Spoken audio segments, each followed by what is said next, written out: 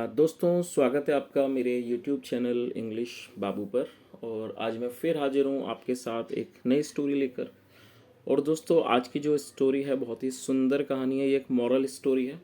सुनकर आपको बहुत मज़ा आएगा। उसके अलावा इस स्टोरी में आपको कई सारे नए इंग्लिश के वर्ड मीनिंग सीखने को मिलेंगे, उनकी करेक्ट प्रोनाउंसिएशन के बारे में पता चलेगा, और जो इसका ग्रामर का पार्ट है हम उसे बिल्कुल ही डिटेल में कवर करेंगे, तो एक एक स्ट्रक्चर को आप बहुत ही आसानी से सीख पाएंगे। तो चलिए दोस्तों आज की इस कहानी को हम शुरू करते हैं। और सबसे पहले कहानी का टाइटल देखते हैं। कहानी का टाइटल है the hawks and the hunters. क्या मतलब हुआ दोस्तों? हॉक का मतलब होता है बाज, और यहाँ पर एक से अधिक बाजों के बारे में बात हो रही है, तो यहाँ पर प्लूरल नाउन का प्रयोग किया गया द हॉक्स, तो यहाँ पर एक से अधिक बाज हैं। और हंटर का मतलब होता है शिकारी, और ये भी एक प्लूरल नाउन है। तो क्या मतलब हुआ? The hawks and the hunters, मतलब कि बाज और शिकारी। तो दोस्तों ये आज की इस कहानी का टाइटल है, शीर्षक है, और अब मैं इसे पढ़ना शुरू करता हूँ। आपसे रिक्वेस्ट है, यदि आपको कोई भी नया वर्ड या फिर ग्रामर का नया स्ट्रक्चर देखने को मिले तो आप उसे नोट भी ज़रूर करें। तो चलिए इसको शुरू करते हैं। Once upon a time there lived a family of hawks on a tree। क्या मतलब हुआ? Once upon a time, once upon a time का मतलब होता है एक समय की बात है। There lived a family. और दोस्तों ये जो हमारा वाक्य है ये पास्ट इंडेफिनिट का अफर्मेटिव वाक्य है। जब हम पास्ट इंडेफिनिट में कोई भी अफर्मेटिव का वाक्य बनाते हैं तो वहाँ वर्ब की सेकंड फॉर्म का प्रयोग किया जाता है। लिव का मतलब होता है कहीं पर रहना या फिर निवास करना, और ये सेकंड फॉर्म है। तो क्या मतलब हुआ? देयर लिव्ड ए फैमिली, एक परिवार रहा करता था। ऑफ हॉक्स मतलब बाजों का एक परिवार रहा करता था। ऑन अ ट्री एक पेड़ पर। नियर आ लेक, और लेक का मतलब होता है झील, एक झील के पास। इन द फॉरेस्ट जंगल में। तो इस पूरी लाइन का क्या मतलब हुआ? Once upon a time there lived a family of hawks on a tree near a lake in the forest. मतलब एक समय की बात है, एक पेड़ पर एक बाजों का परिवार रहा करता था जंगल में, जंगल में झील के पास। चलिए आगे देखिए। The family included female hawk, male hawk and their baby hawks. और दोस्तों इंक्लूड का मतलब होता है शामिल होना, सम्मिलित होना। तो क्या मतलब होता है? फैमिली इंक्लूडेड मतलब फैमिली में, परिवार में शामिल थे।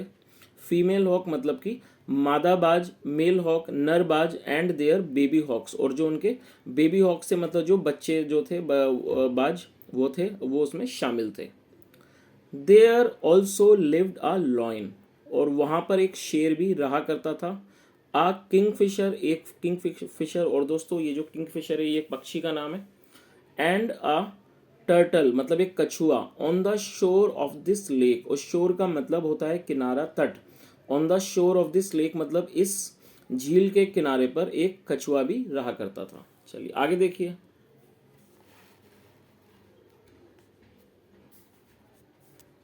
All of them were good friends and passing their days happily। क्या मतलब हुआ? All of them were good friends मतलब वो सभी अच्छे दोस्त थे। and passing their days happily, और happily adverb है जिसका मतलब होता है खुशी से, और pass का मतलब है गुजारना। and passing their days happily, और खुशी से अपने दिन गुजार रहे थे। तो इस पूरी लाइन का क्या अर्थ हुआ? All of them were good friends and passing there days happily मतलब वो सभी अच्छे दोस्त थे और अपने दिन खुशी से गुजार रहे थे। Everything was going smooth in their life. और दोस्तों ये जो हमारा वाक्य है ये पास्ट कॉन्टिन्यूस का वाक्य है। जब हम पास्ट में कोई भी ऐसा वाक्य बनाते हैं जिसकी टेल पर रहा रही थी जैसे शब्द आते हैं, तो इस तरह का जो वाक्य है वो पास्ट कॉन्टिन्यूस का वाक्य होता है, जहाँ पर वॉज या वर्ब का प्रयोग किया जाता है हेल्पिंग ऑफ के रूप में, और साथ में वर्ब की फोर्थ फॉर्म का प्रयोग किया जाता है जैसा यहाँ पर किया गया है। तो क्या मतलब हुआ? Everything was going smooth in their life मतलब उनके जीवन में सब कुछ अच्छा चल रहा था। स्मूथ चल रहा था मतलब ठीक ठाक चल रहा था। वन डे एक दिन, two man came to the forest for hunting. और दोस्तों ये भी हमारा पास्ट इंडेफिनिट का अफर्मेटिव वाक्य है, और ये कम की सेकंड फॉर्म है। कम का मतलब होता है आना, और केम मतलब आए। तो इस लाइन का क्या अर्थ हुआ? वन डे एक दिन, two man came to the forest for hunting मतलब एक दिन दो आदमी जंगल में आए शिकार के लिए। तो इस पूरी लाइन का क्या मतलब हुआ कि एक दिन दो आदमी जंगल में शिकार के लिए आए। फॉर हंटिंग मतलब शिकार के लिए। They hunted in the forest from morning till night. क्या मतलब हुआ? और ये हंट की सेकंड फॉर्म है। हंट मतलब शिकार करना। They hunted. और दोस्तों दे का मतलब होता है वे या वे लोग। जब सब्जेक्ट में एक से अधिक लोग शामिल होते हैं तो वहां पर दे का प्रयोग किया जाता है, और दे एक प्लूरल नाउन है। तो आप इस चीज को भी नोट कर सकते हैं कि दे का मतलब होता है वे या फिर वे लोग। जब एक से अधिक लोग शामिल होंगे तो वहां पर दे का प्रयोग किया जाता है। तो इस लाइन का क्या अर्थ हुआ? They hunted in the forest from morning till night, मतलब उन्होंने जंगल में शिकार किया। फ्रॉम मॉर्निंग टिल नाइट मतलब सुबह से, टिल नाइट सुबह से रात तक उन्होंने जंगल में शिकार किया। बट फाउंड नथिंग, और ये फाइंड की सेकंड फॉर्म है। बट फाउंड नथिंग, लेकिन उन्हें कुछ भी नहीं मिला। When they could not locate anything. दोस्तों लोकेट का मतलब होता है किसी चीज़ का पता लगाना, और इस वाक्य में कुड का प्रयोग किया गया है। तो मैं आपको बताना चाहूँगा, आप इस चीज़ को नोट कर सकते हैं। जब हम पास्ट में कोई भी ऐसा वाक्य बनाते हैं जहाँ हमारे वाक्य की टेल पे सका, सकी, सके, पाया, पाई जैसे शब्द आते हैं तो वहाँ पर कुड का प्रयोग किया जाता है हेल्पिंग ऑफ के रूप में। और यदि वो नेगेटिव हो तो कुड के साथ नॉट का प्रयोग किया जाता है, और वो साथ में वर्ब की फर्स्ट फॉर्म लगाई जाती है। तो ये जो वर्ड है LOCATE, ये वर्ब के रूप में प्रयोग किया गया। लोकेट का अर्थ होता है पता लगाना। तो इस लाइन का क्या अर्थ हुआ? When they could not locate anything, मतलब जब वो कुछ भी नहीं ढूंढ सके, जब वे कुछ भी नहीं तलाश कर सके। Even on the lake, even का मतलब भी, इवन ऑन द लेक मतलब कि जब वो कुछ भी तलाश नहीं कर सके, इवन ऑन द लेक मतलब झील पर भी, they decided to stay there. और दोस्तों ये जो हमारा वाक्य है ये भी पास्ट इंडेफिनिट का अफर्मेटिव वाक्य है, लेकिन इस वाक्य में दो वर्ब का प्रयोग किया गया है। तो मैं आपको बताना चाहूँगा कि जब आप कोई भी ऐसा वाक्य बनाते हैं जहाँ पर दो वर्ब का प्रयोग किया जाता है, तो जो उसमें हमारी मेन वर्ब है, मतलब जो मुख्य वर्ब है, उसको हमें पहले मेंशन करना होता है, और वो टेंस के अकॉर्डिंगली यूज़ किया जाता है। अब जैसे मान लीजिए ये जो हमारा वाक्य है ये पास्ट इंडेफिनिट का है, और हम जानते हैं जब हम पास्ट इंडेफिनिट में अफर्मेटिव का कोई भी वाक्य बनाते हैं तो वहाँ वर्ब की सेकंड फॉर्म का प्रयोग किया जाता है। तो यहाँ पर रूल के अकॉर्डिंगली सेकंड फॉर्म लगाई गई है। लेकिन जब यहाँ पर दूसरी वर्ब का प्रयोग किया गया है जो कि सेकेंडरी वर्ब है, जो सेकंड वर्ब है, तो उससे पहले टू का प्रयोग किया गया, और टू के बाद हमेशा ही वर्ब की फर्स्ट फॉर्म आती है। और स्टे का मतलब होता है कहीं पर ठहरना। तो आप इस तरह से दो वर्ब वाले वाक्य बहुत ही आसानी से बना सकते हैं। बस आपको ये चीज़ याद रखनी है कि जो मेन वर्ब है, जो उसमें मुख्य का क्रिया है, वो पहले आएगी, और उसके बाद टू लगा के आपको अगली वर्ब लगानी है, और वो हमेशा वर्ब की फर्स्ट फॉर्म आती है। तो इस लाइन का क्या मतलब हुआ? दे डिसाइडेड, डिसाइड मतलब फैसला करना। दे डिसाइडेड, उन्होंने फैसला किया, टू स्टे देयर वहाँ पर ठहरने का। फॉर द नाइट मतलब रात के लिए वहाँ पर ठहरने का फैसला किया। And catch what ever they could find in the morning, और उन्होंने ये फैसला किया कि वो कैच करेंगे मतलब पकड़ेंगे, what ever they could find मतलब जो भी उन्हें मिल सके, इन द मॉर्निंग सुबह में। चलिए आगे देखिए। The hunters laid down and tried to sleep. दोस्तों ये भी पास्ट इंडेफिनिट का अफर्मेटिव वाक्य है, और ये ले की सेकंड फॉर्म है। आप इसकी फर्स्ट फॉर्म नोट कर सकते हैं। LAY का मतलब होता है ले मतलब लेटना, तो और ये सेकंड फॉर्म है, तो इसका मतलब हुआ ये सेकंड फॉर्म है। ये पास्ट इंडेफिनिट का अफर्मेटिव वाक्य है। द हंटर्स लेड डाउन मतलब कि जो शिकारी थे वो नीचे लेट गए। एंड ट्राइड टू स्लीप, और यहाँ भी इस वाक्य के अंदर दो वर्ब का प्रयोग किया गया है। जो इसमें पहली जो वर्ब है वो है ट्राई, जिसका मतलब होता है कोशिश करना, और स्लीप मतलब सोना। और उस ट्राइड के बाद टू का प्रयोग किया गया, और उसके बाद टू के बाद वर्ब की फर्स्ट फॉर्म लगाई गई है। ट्राई टू स्लीप, और उन्होंने कोशिश की सोने की। तो इस पूरी लाइन का अर्थ आपको समझ में आ गया होगा। They the hunters let down and try to sleep मतलब जो शिकारी थे वो नीचे लेट गए, और एंड ट्राई टू स्लीप और उन्होंने सोने की कोशिश की। But they were disturbed by the flies and the mosquitoes. Flies का मतलब है मक्खियाँ। तो क्या मतलब हुआ? But they were disturb, disturb का मतलब होता है किसी चीज़ से परेशान होना। बट दे वर डिस्टर्ब लेकिन वो परेशान थे। बाय द फ्लाइज मतलब मक्खियों से, एंड द मस्किटोज और वो मच्छरों से परेशान थे। आगे देखिए। Ultimately they got up and built a fire. Ultimately का मतलब होता है अंत थे या फिर अंत में, मतलब कि अंत में क्या करा? अल्टीमेटली दे गॉट अप, और ये गेटअप की सेकंड फॉर्म में दे गॉट अप वो उठे। एंड बिल्ड अ फायर, और उन्होंने एक आग जलाई, और ये बिल्ड की सेकंड फॉर्म में बिल्ड अ फायर मतलब उन्होंने एक आग जलाई।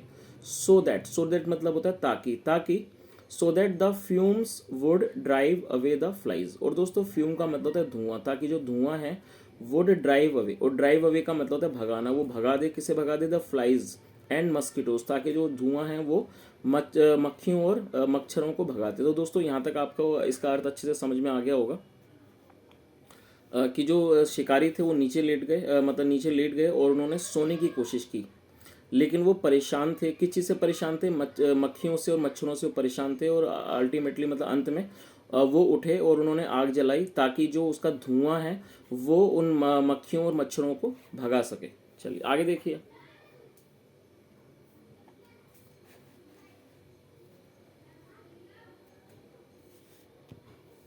और दोस्तों यहाँ पर आप इस चित्र को भी देख सकते हैं कि ये जो शिकारी हैं ये लोग आग वगैरह जला रहे हैं, ताकि उस धुएं से जो मक्खियाँ और मच्छर हैं वो आसानी से भाग सकें।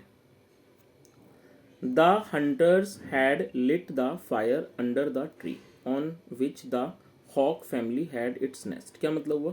दोस्तों इस वाक्य में हैड का प्रयोग किया गया है और वर्ब की थर्ड फॉर्म लगाई गई है। तो जब हम कोई भी ऐसा वाक्य बनाते हैं जो कि पास्ट परफेक्ट का होता है तो वहाँ हमेशा ही हैड का प्रयोग किया जाता है हेल्पिंग वर्ब के रूप में, और साथ में वर्ब की थर्ड फॉर्म लगाई जाती है। तो आप इस चीज़ को भी याद रखें। और ये जो आप वर्ड देख रहे हैं LIT, आप इसे नोट कर सकते हैं। इसकी जो फर्स्ट फॉर्म है वो आप नोट कर लीजिए, LIGHT, लाइट। लाइट का मतलब प्रकाश, उजाला, रोशनी भी होता है, और वो एक नाउन है, लेकिन जब आप इसको वर्ब के रूप में प्रयोग करेंगे तो लाइट का मतलब होता है जलाना, और इसकी जो थर्ड फॉर्म है वो है लिट। तो आप इस चीज़ को नोट कर लीजिए। और ये थर्ड फॉर्म है लाइट की, जिसका मतलब होता है जलाना। तो इस लाइन का क्या मतलब हुआ?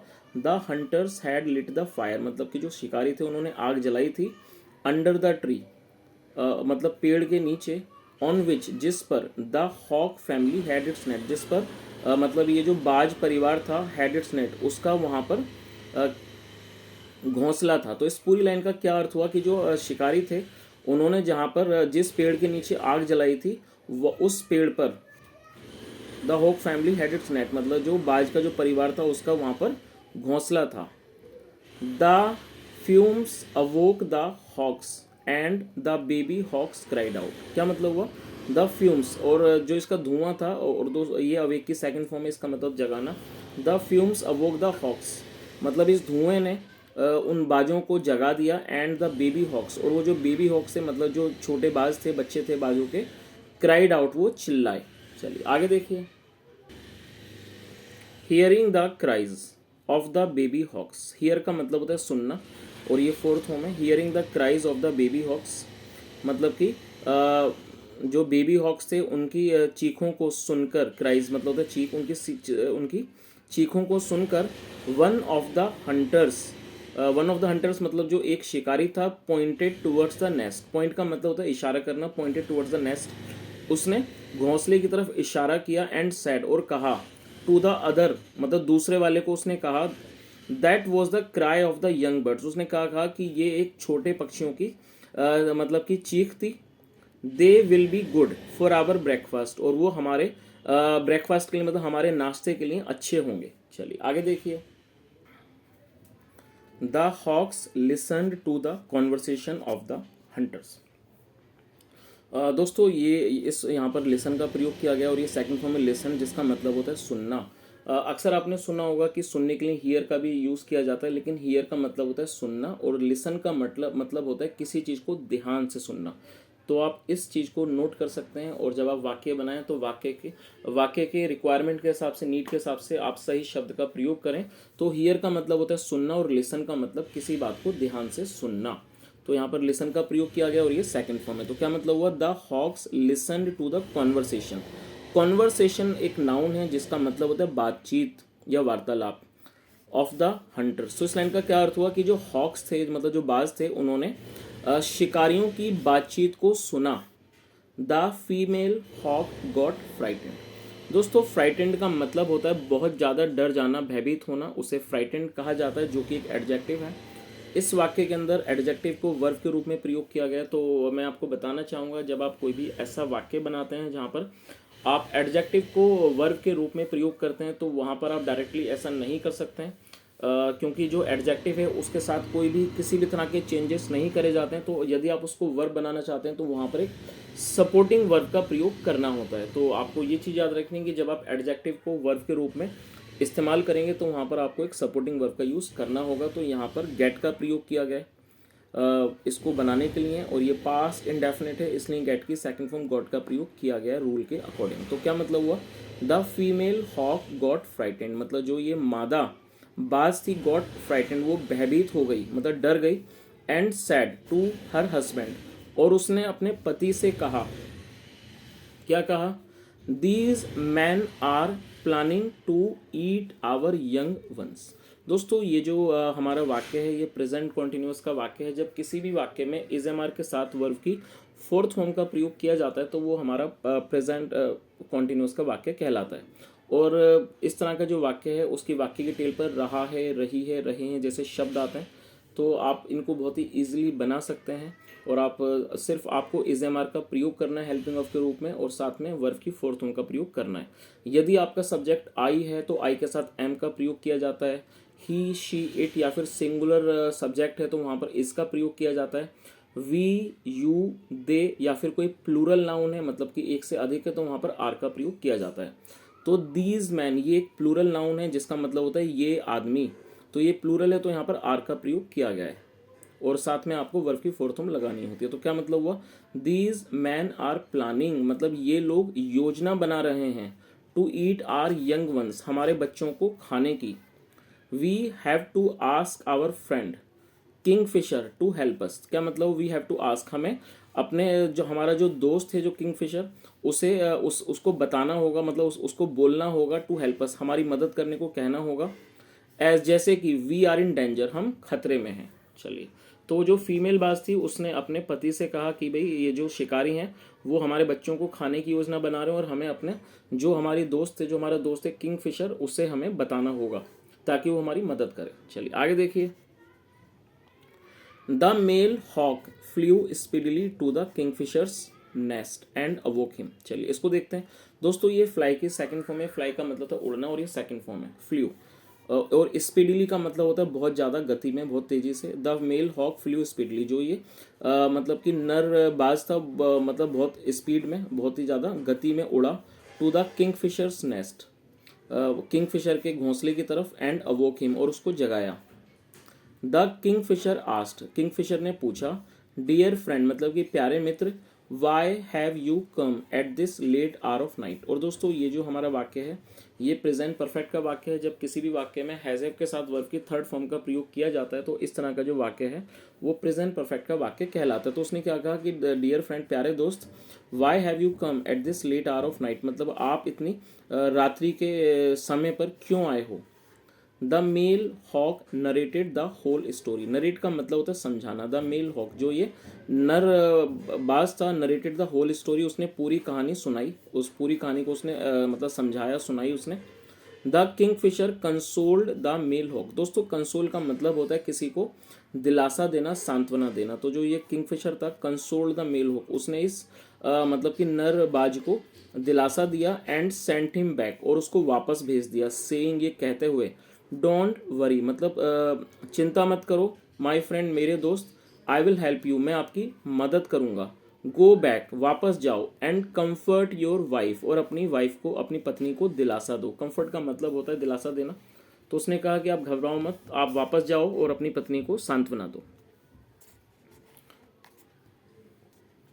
चलिए दोस्तों ये कहानी थोड़ी लंबी स्टोरी है, और इसे शायद मुझे दूसरी पार्ट में ही कवर करना होगा कि काफ़ी बड़ी स्टोरी है, और मैं उम्मीद करता हूँ कहानी आपको अच्छी लगी होगी।